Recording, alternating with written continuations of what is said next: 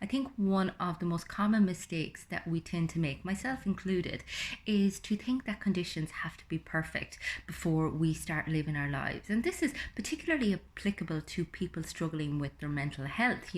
I need to be in a good headspace before I can do X, Y, or Z. And the reality is, your present moment is your life. Your life isn't something, 6 months or a year down the line. Your life is now. And I think we often tell ourselves that a lot of our, kind of conditioning from our past is standing in our way, and that we need to solve ourselves, or that we need to fix ourselves before we can move forward. But the thing is, we're not to be fixed. I mean, what we can do is create a better awareness of the ways in which we trip ourselves up or hold ourselves back. But we can't unlearn what we have learned. We just need to learn how to inhibit the way that it impacts on us. And what we really need to be wary of is the amount of time that we spend in our heads. And, we tend to overanalyze things, we tend to overthink things, and it causes us so much distress and suffering. And in reality, the suffering is the fact that we're not living the life that we want to live, because we're listening to all of the stories and the biases in our mind. And I suppose a lot of the work that I do with people is about bringing it back to your intuition and to your emotions and your felt sense, as opposed to always living in your head and in your thoughts, because your mind will create reasons for you never to do anything. I mean, it literally wants to keep you safe, and anything that feels a little bit rocky, or that feels like there's a certain level of discomfort to it, your mind doesn't want you to take it on, because it just feels like, let's just stick with what we know, despite the fact that we may not be particularly happy in that place.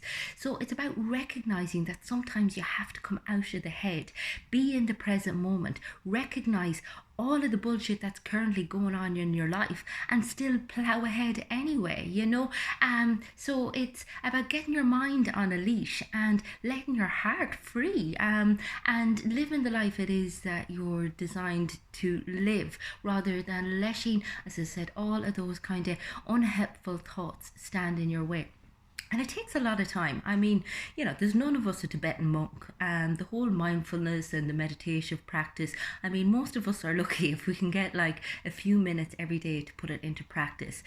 But the more we put it into practice, the more we bring ourselves back to a mindful moment, to the present, the more aware we will be of some of the confounding thoughts and experiences that we have going on inside, and the more we'll be able to challenge them a little bit. I mean, you're never going to shut up your inner critic, you're never going to get rid of all of your doubts, but you can learn to move ahead despite of them, by finding compassion for them and being like, okay, I know you have a protective function, I know what's going on here, and I understand it, but I still need to do this. I still need to be willing to work with what I have.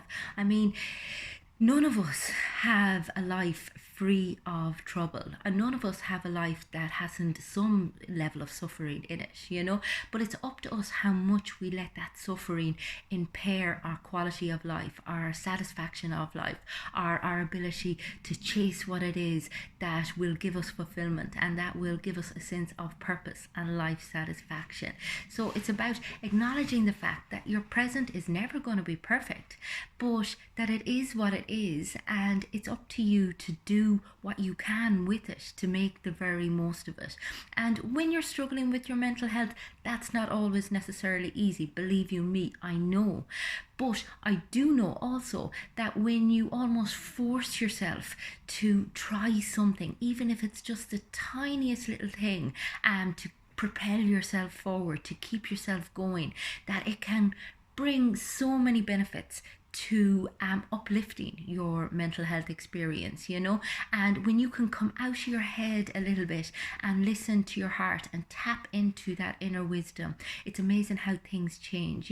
When you start feeling like your life is on a trajectory which reflects your values, which reflects a humanitarian kind of mindset, which is making the most of what you have to offer, both for yourself and for other people, you tend to feel a lot better in yourself, and you tend to attract the right sort of circumstances and the right sort of people towards you. But again, as I said, it's just about always keeping moving, getting the help that you need, being very compassionate with yourself, and being very accepting of your life for what it is in this very moment. So don't wait until conditions are perfect. Do something today. If you feel like you're stuck and you'd like a little bit of help to just make that first step or to just move forward a little bit, get in touch with me on the website. It is fundamentals.ie.